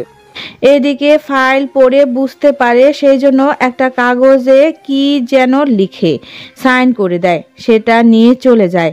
একদিন পর আবারও কোনো কেসের ব্যাপারে ইরার সাথে দেখা হয়, তবে এবার কেবিনে নয়, দেখা হয় আদালত কক্ষে, যেখানে সব রকম বিচার কাজ করা হয়ে থাকে। আকাশ আসাতে সবাই দাঁড়িয়ে যায়, একটু পর আবার বসে পড়ে। এইদিকে ফাইলগুলো দেখার পরে আসামির পক্ষ থেকে কোনো উকিল থাকলে দাঁড়িয়ে তার হয়ে কথা বলতে পারেন। এইদিকে ইরা দাঁড়ায়, আবার অন্যদিকে আবিরও দাঁড়ায়। জজ সাহেব, ইনি হচ্ছে আমার মক্কেল। ওনাকে মিথ্যা মামলায় ফাঁসানো হয়েছিল। ওনাকে যে মিথ্যে মামলায় ফাঁসানো হয়েছে এর কোনো প্রমাণ আছে কি? অবশ্যই আছে। তাহলে তো আদালতে পেশ করুন। তা তো আমি অবশ্যই করব, কিন্তু সে যে কোনো অপরাধ করেছে তার কি কোনো প্রমাণ আছে আপনার কাছে? প্রমাণ আছে আমার কাছে, তা আমি একটু পরেই দেখাবো সবাইকে। তাহলে আপনি আগে প্রমাণগুলো দেখান, তারপর আমি দেখাচ্ছি। জি না, আগে আপনি দেখান। এভাবে ওদের মধ্যে তর্কাতর্কি চলতে থাকতে আকাশের এতটাই রাগ হয়, সেজন্য রাগ কন্ট্রোল করতে না পেরে চুপ করবেন আপনারা দুজন, নয়তো দুজনকে আদালতের বাইরে পাঠিয়ে দেব। আকাশের এমন রাগের জন্য ওখানে থাকা সবাই চুপ হয়ে যায়, কেউ আর কোনো কথাই বলছে না। একটু পরে হয় আপনারা দুজন কথা সামনের দিকে এগোবেন, নয়তো এই মামলা আমি 1 বছরের জন্য পিছিয়ে দেব। সেজন্য ঠিক করেন কি করবেন আপনারা। স্যার, আপনি যেভাবে বলবেন সেভাবেই করব আমরা। তাহলে শুরু করেন। এরপর বাকি কাজগুলো খুব ভালোভাবে চলতে থাকে। এখন আর ওখানে কোনো সমস্যা হচ্ছে না, কেননা আকাশের রাগ দেখে ওরা এবার ঠিক হয়ে গেছে। কিছুক্ষণ পরে তাহলে বুঝলেন তো আমার মক্কেলের কোনো দোষ নেই? এই বিষয়ে আপনার কিছু বলার আছে কি? না স্যার, এই বিষয়ে আমার কোনো কিছু বলার নেই। আপনি যে রায় দিবেন সেটাই হবে। জি স্যার, আপনার রায়ের অপেক্ষায়। এরপর আকাশ বাকি রায় শোনাতে থাকে, সবটা শুনিয়ে দেয়। এরপর শুরু হয় বাকিদের কাজ, ওরাও কাজ করতে থাকে। এইদিকে ইরা অনেক ভয় পেয়ে আছে আকাশের কথায়, সেজন্য আজকে আর আকাশের রুমে এসে ওকে কোনো রকম আর সমস্যা করেনি। এইদিকে কাজ শেষ করে বাসায় যাচ্ছিল আকাশ, তবে আজকে একাই যাচ্ছে। তখনই ওর গাড়ি অ্যাক্সিডেন্ট করে, তবে তা করানো হয়, কিন্তু গাড়িতে এয়ারব্যাগ থাকার কারণে আকাশের কোনো কিছু আর হয়নি। এদিকে গাড়ি থেকে নেমে কিছু লোককে দেখতে পায়। কি ব্যাপার, তোমরা কারা? তাকে এখন তোকে বলতে হবে? কেন বলতে, কি সমস্যা? সমস্যা তো অনেক আছে, কোনটা রেখে আমি কোনটা বলবো? ঠিক আছে, প্রথম থেকে বল। এইদিকে কাউকে কল দিয়ে সব কথা বলতে থাকে, এতে ওরা বুঝে যায় আকাশ বিপদে আছে, আর ওনার মোবাইল লোকেশন অনুযায়ী জায়গায় চলে আসতে থাকে। এইদিকে ওদের কোনোভাবে আটকায়, কিন্তু একটু পরে তা তোমাদের কথা শেষ হলো, এবার একটু 2 হাত হয়ে যাক। তোর যখন এত ইচ্ছে তখন তাই হোক। এই বলে ওদের মধ্যে মারামারি হতে থাকে, কিন্তু তেমন কিছু হচ্ছে না, কেননা ওরা ঠিক মতো মারামারি করতে পারছে না, কেননা ওরা আকাশের সাথে পেরে উঠছে না। এইদিকে 5 মিনিট না হতেই ওখানে পুলিশ চলে আসে, কেননা আকাশ যে জায়গায় ছিল ওই জায়গার আশেপাশে যে সব পুলিশ ছিল ওদের বলা হয়েছে। এইদিকে আকাশ তো কোনো কিছু না পেয়ে মারামারি করেই চলছে, কিন্তু পুলিশ আসাতে আর কিছুই হলো না। সরি স্যার, আমরা বুঝতে পারিনি এরকম কিছু হবে। কোথায় ছিলেন আপনারা? আমরা তো অন্য শহরে গিয়েছিলাম, ওখান থেকে আসতে তো একটু সময় লাগবেই। ততক্ষণে যদি আমার প্রাণটা ওরা নিয়ে নিত? তেমন কিছু হবে না, তাছাড়া আপনি তো দেখি একাই ওদের ভালো করে সাহায্য করেছেন। সার্ভিসের লাইফে অনেক মারামারি করেছি তো সেজন্য। স্যার, ওদের তাহলে নিয়ে যাচ্ছি, আর আপনার জন্য 4 জন পুলিশ রেখে যাচ্ছি। আপনি সেখানেই যাবেন, সেখানেই ওরা যাবে। হয়তো ওরা সামনে আরও একটা অ্যাটাক করতে পারে। ঠিক আছে, যা করার করেন, তবে ওদেরকে কে পাঠিয়েছে তা খুঁজে বের করেন আগে। একটু সময় দেন, আমরা খুঁজে বের করছি। একটা কথা, আমার উপর যে অ্যাটাক হয়েছে এটা যেন বাইরে কোনোভাবে না যায়। তাই হবে। ওরা চলে যাওয়ার পর আকাশ আবার অফিসে আসে। ওখানে এসে নিজের মতো করে কাজ করতে থাকে। তখনই একটা কল আসে নেট নাম্বার থেকে। নাম্বার দেখে বুঝতে পেরেছে এই নাম্বার ট্র্যাক করা সম্ভব হবে না, সেজন্য কল রিসিভ করে কথা বলতে থাকে। আজকে তো বেঁচে গেছিস, এরপর কি করবি? তোকে বাঁচাবে কে? আমি বেঁচে যাইনি, বেঁচে গেছে তোর পাঠানোর লোকগুলো। যদি পুলিশ আর 5 মিনিট লেট করতো তাহলে ওখানে 2-3 জনের লাইফ শেষ করে দিতাম। তোর কি মনে হয় সবসময় এরকম লোক পাঠাবো? এরপর এমন লোক পাঠাবো যে তোকে 1 মিনিটের ভিতরে মেরে ফেলতে পারবে। তাহলে তো ভালোই হয়, আরও কিছুক্ষণ মারামারি করতে পারবো। তখন এমন লোক পাঠালি ওরা তো ঠিক মতো মারতে পারে না, সেজন্য আমি মারামারি করে মজা পাইনি। এবার একটু বেশি লোক পাঠাবে যেন মারামারি করে একটু বেশি মজা পাই। ওই পাশ থেকে লোকটা রাগে মোবাইল ছুঁড়ে মারে, এতে মোবাইল ভেঙে যায়। এইদিকে এরকম ধমক অনেক আসে আকাশের কাছে, সেজন্য ওইদিকে তেমন একটা আর খেয়াল রাখে না। অন্যদিকে আম্মু, আমি বিয়ে করব। আলহামদুলিল্লাহ। তা কাকে বিয়ে করবি? কাকে আবার? আকাশকে। ও কি তোকে বিয়ে করতে রাজি হবে নাকি? ও তো রাজি হবে, সাথে ওর বাবাও রাজি হবে। তুই কি আবার ওর বাবাকেও বিয়ে করবি নাকি? পাগল মা আমার, এটা শুধু কথার কথা। তুমি ওদের বাড়িতে বিয়ের প্রস্তাব নিয়ে যাবে। ছেলে পক্ষ আসে বিয়ের প্রস্তাব নিয়ে, মেয়ে পক্ষ না। ওদের জন্য অপেক্ষা করলে তো আমার বিয়ে হবে কিনা সেটাই জানি না। কেন রে? বুঝেছি, তোমাকে দিয়ে কোনো কিছু হবে না, যা করার আমাকেই করতে হবে। তুমি এখন যাও তো আমার সামনে থেকে। ইরার আম্মু তো চলে যায়। এইদিকে ইরা ভাবতে থাকে কিভাবে কি করা যায়। তখনই বুদ্ধি এলো, সেজন্য কল দেয় আকাশকে। কি করো তুমি? কাজ করছি। ফ্রি হবে কখন? লেট হবে। কেন বলো তো? তোমার সাথে আমার অনেক গুরুত্বপূর্ণ কথা আছে। তা কি এমন গুরুত্বপূর্ণ কথা শুনি? তুমি তোমার বাবা মাকে বলবে আমাদের বাড়িতে বিয়ের প্রস্তাব নিয়ে আসার জন্য। বিয়ের প্রস্তাব? বিয়ের প্রস্তাব। কার সাথে? কার সাথে? আমার তোমার সাথে হবে। তোমার কি মনে হয় আমি অন্য কাউকে বিয়ে করব নাকি? সেটাও ঠিক, কিন্তু আমি তো এত তাড়াতাড়ি বিয়ে করব না। তাছাড়া আমার সবেমাত্র 28 বছর, আর একটা বছর যাক, তারপর না হয়। ওই শালার নাতি, তোর কি রোম্যান্স করতে ইচ্ছা হয় না? তোর কি মেশিন দুর্বল নাকি? কিসের মেশিন? আমার বাসায় তো কোনো মেশিনও নেই। তাছাড়া আমি তো মেশিন ইউজও করি না। দেখ, আমার মাথা গরম করবি না। তোর যদি মেশিন দুর্বল থাকে আমি সব ডক্টরের কাছে যাব, তারপর সব ঠিক হলে বিয়ে করে নিব, ব্যাস। বুঝলাম না, তোমার মাথায় হঠাৎ বিয়ের চিন্তা আসলো কই থেকে? তাছাড়া মেশিন তো ইলেকট্রনিক্স দোকানে ঠিক করে, ডক্টর আবার কবে থেকে এসব করা শুরু করলো? করলে তোর কি সমস্যা? তাছাড়া বয়স তো কম হয়ে যাচ্ছে না, অলরেডি 26 শেষ আমার। এরপর তো কোনো ছেলেই পাবো না। তোমার আশা করে আমি বিয়েও করিনি। এখন যদি তুই আমাকে বিয়ে না করিস তাহলে কি শুনি? তাহলে আমি তোর নামে থানায় মামলা করব। ইরার কথা শুনে আকাশ হাসবে না কাঁদবে বুঝে উঠতে পারছে না, তাও নিজেকে সামলে নিয়ে আর কোনো ধমক পেলে না? শেষমেশ কিনা আমাকে মামলার ভয় দেখালে। দেখো, একদম হাসবে না বলে দিলাম। আমি কিন্তু সিরিয়াস হয়ে প্রশ্নটা করেছি। ঠিক আছে, যাও মামলা করো, দেখি কি হয়। এইদিকে ইরা সত্যি সত্যি চলে গেল পুলিশ স্টেশনে। ওখানে ওসিকে সবটা বলে। সবটা শোনার পর, এখন বলুন ছেলেটার নাম কি? পারভেজ হাসান আকাশ। কি করে ছেলেটা? মানে পেশায় কি করে? পেশায় তো জজ। কথাটা শুনে তো পুলিশ অফিসার অবাক হয়। আপনার কি মাথা ঠিক আছে? একজন জজের নামে এসেছেন মামলা করতে, তাও এরকম একটা উল্টাপাল্টা কেস নিয়ে। আমি নিজেও একজন উকিল, সেই জন্য আমাকে বোঝাতে আসবেন না। আপনি এবার নিজের কাজ করুন। ভয় দেখাচ্ছেন আমাকে? আপনার ওই কথা আমাকে শোনাবেন না। আমি ওনাকে কিছু করা মানে নিজের চাকরি হারানো। আমি অন্য পুলিশ স্টেশনে যাব। ঠিক আছে, যাও। দেখো ওরাও সেম কথা বলবে। ইরা তো রেগে বেরিয়ে আসে। এরপর কিছু না ভেবে আকাশের বাড়িতে চলে আসে। বাড়িতে এসে আকাশের বাবাকে দেখে সোফায় বসে আছে, সেজন্য ওনার পাশে এসে বসে। আব্বু, তোমার সাথে আমার কিছু কথা আছে। কি কথা? তাছাড়া তুমি কে? আপনার ছেলে আমাকে বিয়ে করার কথা বলে এত বছর অপেক্ষা করিয়ে রেখেছে, এখন বলছে আমাকে নাকি বিয়ে করবে না। এখন আপনারাই বলুন, এখন আমি কি করব? তুমি যা বলতেছো সেটা কি ঠিক বলছো? আপনার কি মনে হয় আমি মিথ্যা বলছি? আমারও তো সেম মনে হচ্ছে। আমার তো তেমনই কিছু মনে হচ্ছে।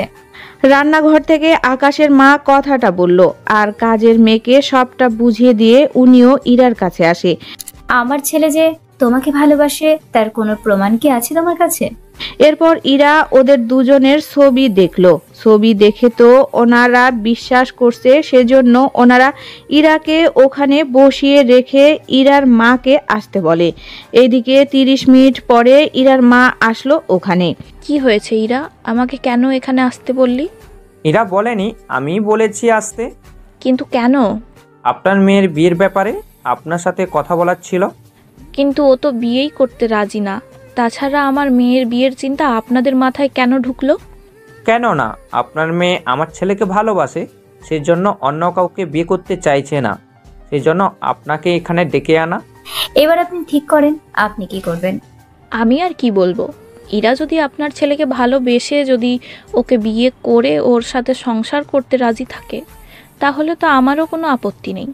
তাছাড়া আমিও ওর জন্য ছেলে দেখছিলাম, যখন ছেলে পেয়েই গেছি তখন আর আমার কোনো আপত্তি নেই। আমি তাহলে আকাশকে আসতে বলি। ঠিক আছে, আমি ততক্ষণ আপনাদের সাথে কথা বলি। আমি এখানে বসে না থেকে আমি আকাশের রুমে গিয়ে বসি। ওখানে কেন? যে রুমে থাকবো আমি সেই রুমটা তো দেখা দরকার আমার, কেমন দেখতে সব কিছু। তোর কি লজ্জা বলতে কিছু নেই নাকি? লজ্জা যদি থাকতো তাহলে কি আমি নিজে নিজে এখানে আসতাম নাকি? ইরার এমন কথায় ওনারা তিনজনই হেসে দেয়। ওনাদের হাসা দেখে ইরা তো লজ্জায় ওখান থেকে চলে আসে আকাশের রুমে। কিছুক্ষণ পর আকাশ আসে। ইরার মাকে দেখে চিনতে পারেনি, ভেবেছিল ওনাদের কোনো বন্ধু, সেজন্য। আম্মু, আমি রুমে গেলাম, ফ্রেশ হয়ে এসে কথা বলবো। এদিকে রুমে এসে বিছানাটা একটু এলোমেলো, সাথে কম্বল দিয়ে কিছু, এই আর নতুন কি, সেজন্য বিছানায় যেই শুয়ে পড়ে অমনি ইরা ওকে জড়িয়ে ধরে কম্বল সহ। কিন্তু এতে আকাশ একটু ভয় পায়নি। এদিকে কারো চেঁচানোর আওয়াজ না শুনে ইরা এবার আকাশকে ছেড়ে কম্বলের ভেতর থেকে বের হয়, কিন্তু তখন না অবাক হলেও এখন ঠিকই অবাক হয়। এ কি, তুমি এখানে? কেন, তুমি কি অন্য কাউকে আশা করেছিলে নাকি? তেমন একটা না, তোমাকে এখানে কে বলেছে আসতে? আমি তো নিজে থেকে এসেছি। আচ্ছা যাই হোক, নিচে চলো, সবাই অপেক্ষা করছে। সবাই বলতে? ইরা সবটা বলে। এইদিকে রাগ করে আকাশ ওয়াশরুমে যায় আর ফ্রেশ হয়ে নিচে আসে। এর মধ্যে ওনারা বিয়ের দিন তারিখ ঠিক করে ফেললে এবং কাজীও ডেকে নেয়, সাথে বিয়েও পড়িয়ে দেয়। আজকের থেকে তুই এখানে থাকবি, তোর আর বাড়িতে যেতে হবে না। কিন্তু আম্মু, আমার জামা? আমি এইগুলো কাল সকালে পাঠিয়ে দিব। তাহলে আমি বাসর করব কি করে? কথাটা বলার পরই ইরা এতই লজ্জা পায় যা বলার বাহিরে। এদিকে আকাশ তো ইরার দিকে তাকিয়ে আছে, এতে ইরা আরো লজ্জা পায়। আচ্ছা সমস্যা নেই, আমার শাড়ি পরে নিতে পারবে? তাহলে তো আর কোনো কথাই নেই। তোমার কি লজ্জা বলতে কিছুই নেই? বারে, লজ্জা কেন থাকবে শুনি? তাছাড়া তুমি আগে রুমে আসো, তারপর এত বছর হিসাব নিব আমি। আম্মু, আমি তাহলে? আসো রুমে। আমি রুমে যাওয়ার কথা বলিনি, আমি এখন অফিসে যাব, দরকারি কাজ আছে। আমিও আসি। তোমার ওখানে কি কাজ? ভুলে যেও না, আমি একজন উকিল, সেই জন্য আদালতে আমিও যেতে পারি। ওখানে উকিলের কোনো কাজ নেই, সেজন্য যেতে হবে না। হ্যাঁ, তো করে যখন বলছি তখন ওকে সাথে করে নে তোদের সাথে। তোমরাই সবসময় বিপদে ফেলো আমাকে। এদিকে কোনো কিছু না ভেবে ইরাও সাথে আসে। কিছু দূর যাওয়ার পর, আমি একটা কেসের ব্যাপারে কথা বলবো, তুমি ওখানে কোনো কথা বলবে না। ঠিক আছে। এদিকে ওরা ভেতরে আসে। ভেতরে যাওয়ার পর কথা বলতে থাকে। কিছুক্ষণ পর কেস আদালতে উঠে।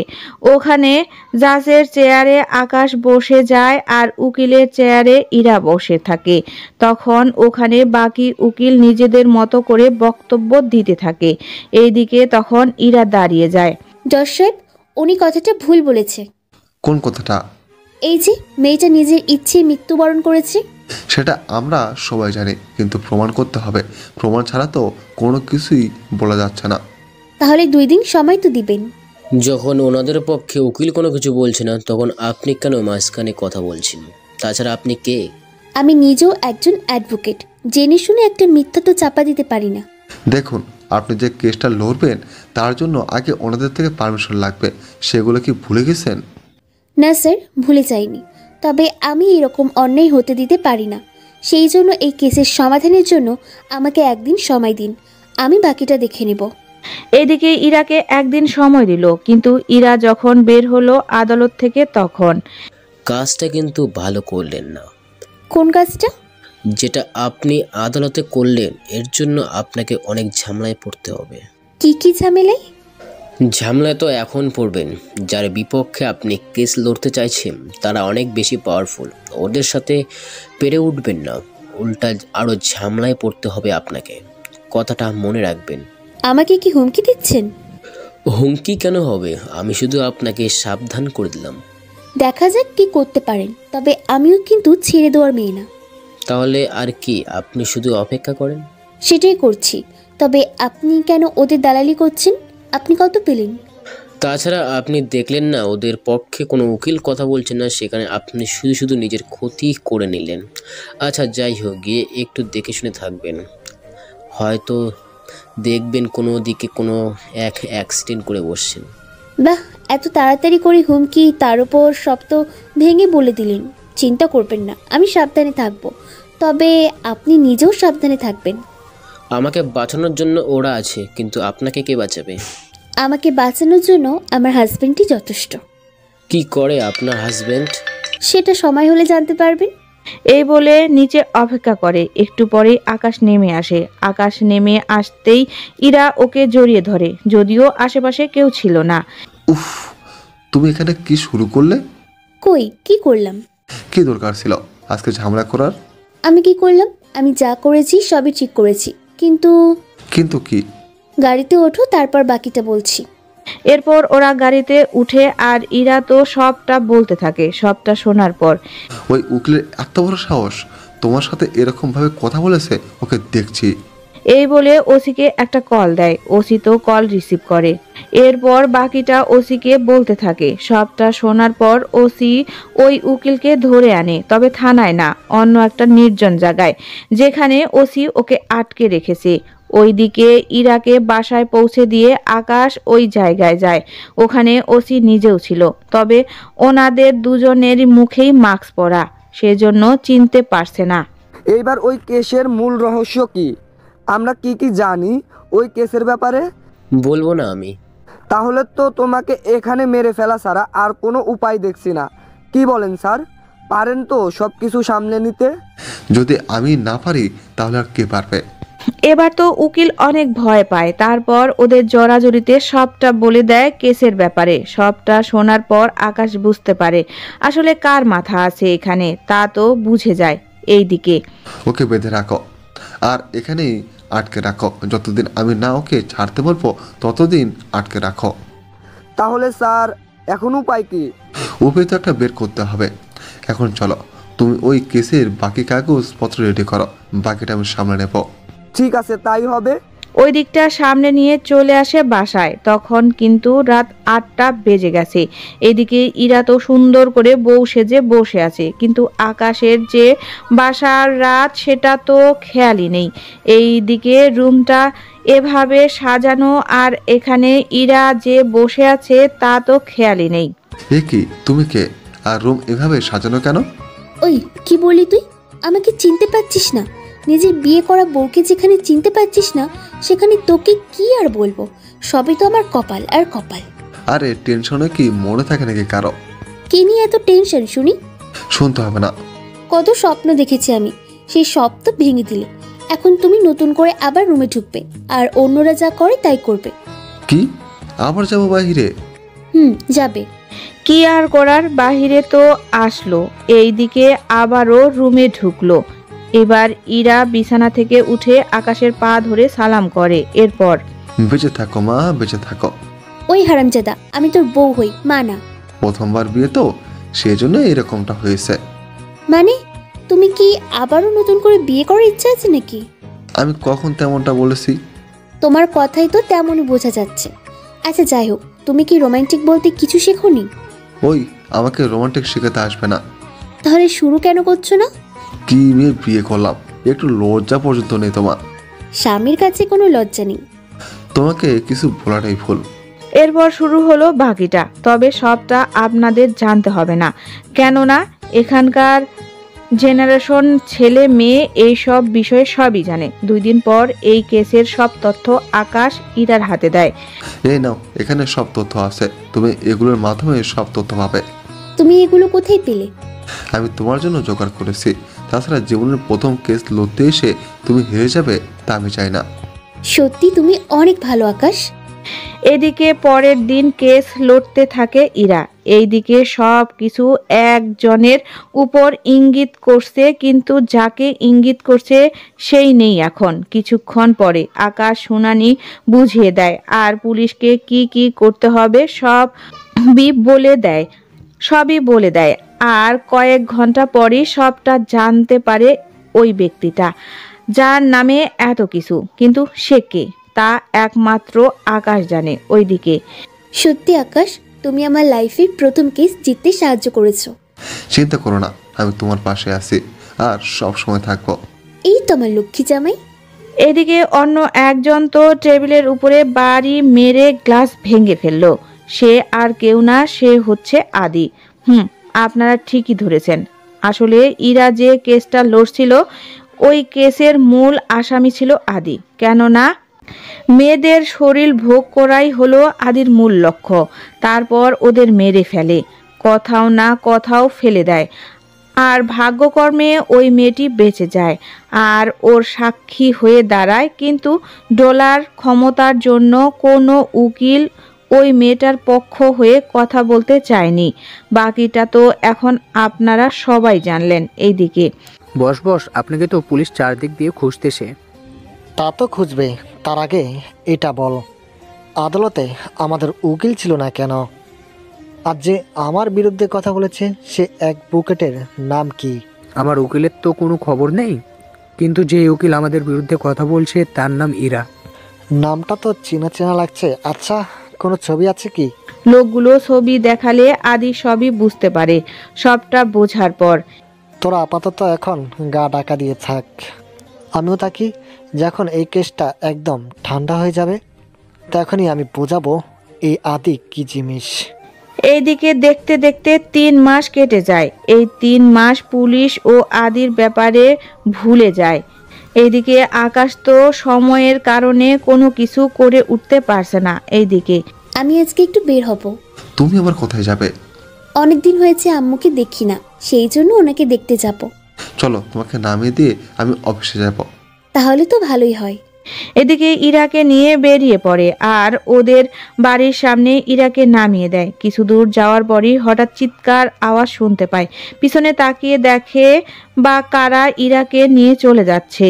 এইদিকে গাড়ি ঘুরিয়ে চলে আসতে থাকে ওই গাড়ির দিকে। অন্যদিকে পুলিশ স্টেশনে খবর জানিয়ে দেয়। কিছুক্ষণ পর ইরাকে একটা বাংলোর ভেতরে এনে বেঁধে রাখা হয়। তখন সামনে আদি আসে। কেমন আছিস ইরা? আদি তুই? আমি। খুব অবাক হচ্ছিস? অবাক তো হওয়ারই কথা, তুই আমাকে কেন তুলে নিয়ে আসলি? আগে এটা বল, তুই কেন ওই কেসটা হাতে নিলি? কোন কেসের কথা বলছিস তুই? যে কেসে একটা মেয়েকে রেপ করা হয়েছে আর তুই একে নিয়ে আমার পিছনে পুলিশ লাগাইছিলি। ও, তাহলে তুই সেই নরপিশাচ যার কাজই হচ্ছে এগুলো করা। এখন যদি তোর সাথে সেগুলো হয়, এখন তোর কেমন লাগবে বলতো? তোর কি মনে হয় আমি তোকে এরকমটা করতে দিব? যারা রাজি হয়নি তাদের সবাইকে এখানে বেঁধে তারপর আমি। ছি ছি আদি, তোকে বন্ধু ভাবতেও আমার ঘৃণা লাগছে।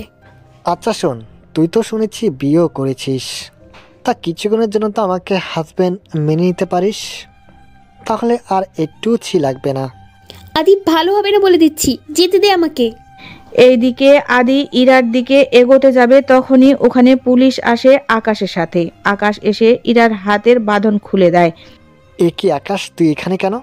বউ যখন বিপদে পড়বে তখন স্বামী তো রক্ষা করবে, এর নতুন কি বল? তোরা আবার কবে বিয়ে করলি? জেলে বসে হিসেব করে নিতে পারবি আরাম করে। তোর কি মনে হয় আমি জেল থেকে বের হতে পারবো না, তাই তো? তোকে তাহলে জেলে না পাঠিয়ে উপরে পাঠিয়ে দেব। অফিসার, ওদের সবাইকে এখানে মেরে ফেলুন। কিন্তু স্যার, পরে আবার বড় স্যারকে কি জবাব দিব? ভুলে যেও না, তোমার বড় স্যার কিন্তু আমার কথাতেই চলে। ঠিক আছে স্যার। এদিকে পুলিশ তো আদি আর বাকিদের মেরে ফেলে। এখন অনেকেই বলবে পুলিশকে দিয়ে আদিকে না মেরে আকাশ তো নিজেই ফাইট করতে পারত। কিন্তু ভাই, সব গল্পে ফাইট মানায় না, কেননা আকাশ একজন জজ বলে বাকিদের মতো মারামারি করা সম্ভব হয়ে ওঠে না। এইদিকে ওরা তো বাসায় চলে আসে, কিন্তু কাউকে কিছু বুঝতে দেয় না রাতের বেলায়। আচ্ছা, এইরা কি লুক থেকে কি একটু রোমান্টিক হওয়া কি যায় না? তুমি নিজেও তো একটু দুষ্টু থেকে ভালো হতে পারো। আগে তুমি বাচ্চার ব্যবস্থা করো, তাহলেই ঠিক হয়ে যাব। তাহলে দেরি কেন, আসো এদিকে। আর এভাবেই দুষ্টু মিষ্টি রাগী ভালোবাসা দিয়ে একজন রাগী জজ আর দুষ্টু অ্যাডভোকেটের কাহিনী শেষ হয়ে গেল। আজকের মতো আরও একটা ভালোবাসার গল্প পূর্ণতা পেল। আজকের মতো এখানে বিদায়, দেখা হবে নতুন কোনো গল্পে। আর যারা এতক্ষণ গল্পটি শুনছিলেন তাদের প্রাণ ঢালা ভালোবাসা। সবাইকে বলবো একটু কষ্ট হলেও আপনার মনের অনুভূতি জানিয়ে যাবেন। এই গল্পটা আপনাদের কেমন লাগছে অবশ্যই কমেন্ট করে জানাবেন। আমার সকল ভিউয়ার্সদের অনেক অনেক ভালোবাসা। তারা আমায় প্রচুর ভালোবাসা দিয়েছে অন্যান্য গল্পে। আশা করি এই গল্পটিকে সমান ভালোবাসা দেবেন। আর ভালো থাকবেন সবাই। আর আমাদের গল্পগুলি যদি ভালো লাগে তাহলে চ্যানেলটিকে সাবস্ক্রাইব করে পাশে থাকুন নতুন নতুন গল্পের জন্য। নতুন গল্পে সবাইকে আমন্ত্রণ রইল। আজকের মতো এখানে বিদায়, দেখা হবে পরবর্তী গল্পে। আর হ্যাঁ, গল্পটা উপভোগ করার জন্য গল্পের সাথে বাস্তবতাকে মিলিয়ে ফেলবেন না আবার।